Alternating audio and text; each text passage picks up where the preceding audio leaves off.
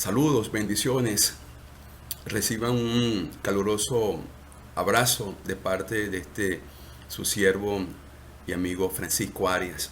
Quiero hablarles en esta ocasión acerca de el poder transformador del Evangelio, acerca del mensaje de salvación del Señor Jesucristo. Este mensaje que ha transformado e impactado a millones de personas a través de toda la historia de la redención, de toda la historia del cristianismo. Y quiero empezar con una historia que aparece en el libro del autor Stephen Lawson, que se llama El legado. Y la parte de la historia se llama Ese es mi papá. Dice así: una niñita se encontraba al costado de una multitud mientras su papá testificaba acerca de cómo Jesucristo había influenciado en él. Explicaba cómo el Señor lo había salvado y rescatado de su anterior estilo de vida como alcohólico. Entre los presentes había un desvergonzado que no podía soportar más oír esas tonterías religiosas. Entonces comenzó a gritar: ¿por qué no se calla y se sienta, anciano? Usted está soñando. Pronto este escéptico sintió un tirón en la manga de su saco. Miró hacia abajo y vio a esta pequeña niña. Ella lo miró directo a los ojos y dijo: Señor, ese es mi papá. Usted dice que mi papá es un soñador. Déjame contarle acerca de él. Mi papá era un borracho y cuando regresaba a casa de noche le pegaba a mi madre. Ella lloraba durante toda la noche. Y Señor, no teníamos buena ropa porque mi papá gastaba todo su dinero en bebida. Ni siquiera teníamos zapatos para ir al colegio. Pero mire estos zapatos. Y mire este vestido. Ahora mi papá tiene un buen trabajo. Luego, señalando al otro lado del camino, dijo: ¿ve a esa señora sonriendo allí? Esa es mi mamá. Ella no llora más por las noches, ahora canta. Luego vino el golpe de gracia. Ella dijo: Jesús ha cambiado a mi papá. Jesús ha cambiado a nuestro hogar. Señor, si mi papá está soñando, por favor, no lo despierte. Es una historia real. Una de tantas historias de cómo Jesús ha entrado en una persona, ha llegado a la vida, impactado la vida de una persona y por ende a toda su familia. Historia que puede ser también la tuya, de personas que han dejado vicios, adicciones y han cambiado radicalmente su vida. ¿Saben por qué? Porque Jesús los ha trasladado. Este mensaje de salvación de Jesús los ha trasladado del reino de las tinieblas, donde estaban, al reino de Jesús. Y la Biblia llama eso regeneración. La Biblia llama eso conversión. Jesús le dijo a Nicodemo que era necesario que experimentara un nuevo nacimiento. En Juan capítulo 3. También el apóstol Pablo en 2 a los Corintios capítulo 5 versículo 17 dice que los creyentes que se arrepienten, los cristianos han experimentado una nueva vida, son nueva criatura, las cosas viejas pasaron. Lo que sucede, mis amigos y mis hermanos, es que hay una operación en nuestras vidas. Hay un cambio interno. Por fuera nos vemos igual, por fuera nos vemos igual, pero por dentro no, aunque en algunos casos se evidencia en el exterior. Por lo menos veamos este ejemplo que aparece en el libro de Marcos capítulo 5, versículo 15. Marcos capítulo 5, versículo 15, que fue lo que experimentó el endemoniado de Gadara. Vean lo que dice el versículo número 15. Vienen a Jesús y ven al que había sido atormentado del demonio y que había tenido la legión.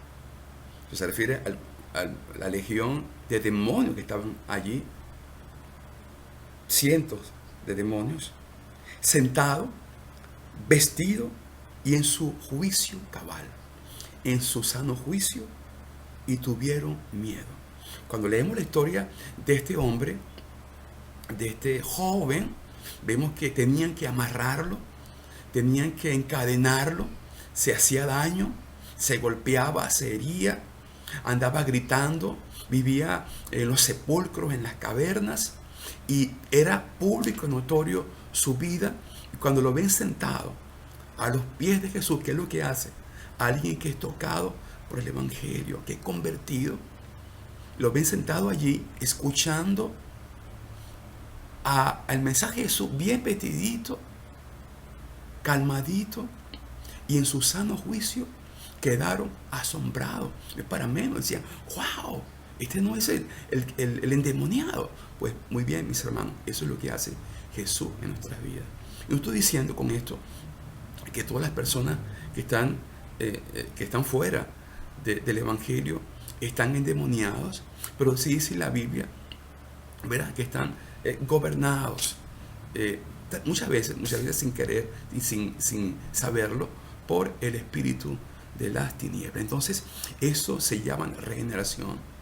Gente que estaba muerta en pecado y ahora han sido sanadas, han sido salvadas, han sido rescatadas de la esclavitud del pecado, y ahora el Señor les ha dado vida. Qué bonito, mis hermanos. O vemos también cómo en Hechos capítulo 19, el caso en Éfeso, en Hechos capítulo 19, que había muchos que practicaban la magia, la hechicería, la brujería, y cómo cuando el mensaje tocó sus vidas, ellos dejaron todo, porque todo se puede dejar, y quemaron sus libros tan valiosos para ellos, no solamente por el valor económico, sino lo que significaba para ellos. Quemar algo es dejar a un lado la antigua vida. Ellos quemaron sus libros, y el equivalente a lo que costaba eran 50,000 piezas de plata. Toda una fortuna. Entonces, mis hermanos, mis amigos, siempre hay una evidencia. Hay una evidencia de un cambio en nuestras vidas. Eso se llama los frutos dignos del arrepentimiento. Entonces, todo se puede dejar. También vemos cómo en 1 Corintios capítulo 6, Pablo les habla a los hermanos en Corinto que algunos de ellos antes eran estafadores, eran adúlteros, inmorales, incluso homosexuales, pero ya no, porque el Señor los había santificado, los había apartado, los había justificado, es decir, los había declarado justos. Entonces, no importa lo que usted haya hecho en el pasado, lo que importa es lo que es ahora cuando se convierte al Señor Jesucristo. Es una nueva criatura. ¿Saben lo que sucede, hermano? ¿Qué es lo que hace el Evangelio? ¿Cuál es ese poder transformador del Evangelio? El Evangelio llega a nuestras vidas, nos confronta. El Evangelio nos confronta, nos dice cuál es nuestra situación, nuestro estatus delante de Dios. Y al ver que estamos en pecado y estamos alejados del Señor, nuestro Señor Jesucristo nos quita la venda, abre nuestros ojos, porque estábamos ciegos. Abre nuestros ojos y empezamos a mirar, a ver las cosas de manera distinta. No como dicen algunos que nos lavaron el cerebro, no lavaron el cerebro, sino que estábamos ciegos y ahora podíamos ver. Como dice en el libro de Lucas, según Lucas, Jesús, estando en Nazaret, predicando en la sinagoga, dijo que él había venido para dar libertad a los cautivos, a los que estaban esclavizados por un vicio, por adicción, por el pecado, porque así nos describe la palabra, esclavos del pecado, y a dar vista a los ciegos y a liberar a los oprimidos. A eso vino el Señor Jesús, y ese mensaje está contenido en el Evangelio de nuestro Señor de Jesucristo. Mis hermanos, mis amigos, el Señor nos hace ver las cosas de manera distinta, nos saca de la ignorancia donde estábamos. Vean lo que dice el libro de Hebreos capítulo 4, versículo número 12, que habla de ese poder penetrante de la palabra. Hebreos capítulo 4, versículo número 12, dice: porque la palabra de Dios es viva, no está muerta, está viva, y es eficaz, y es más cortante que espada de doble filo, corta por delante y por arriba y por abajo, y penetra hasta partir el alma y el espíritu, las coyunturas y los tuétanos, y discierne los pensamientos, las intenciones del corazón. Como dije hace rato, la palabra nos confronta, nos muestra en un espejo, nos dice cuánto y qué somos, cómo estamos delante de Dios. Por eso le digo, mis amigos, mis hermanos, cualquier evangelio que no te confronta, que no te dice que estás mal delante de Dios, y que no te dice que es necesario arrepentirte y que debes cambiar y dar un giro de 180 grados, no es el evangelio de nuestro Señor Jesucristo. Así que la palabra de Dios, el evangelio, es vivo y más cortante que la espada de dos filos. Jeremías capítulo 23 también dice algo semejante. Jeremías capítulo 23, versículo número 29. Dice: ¿no es mi palabra como fuego, dice Jehová, y como martillo que quebranta la piedra?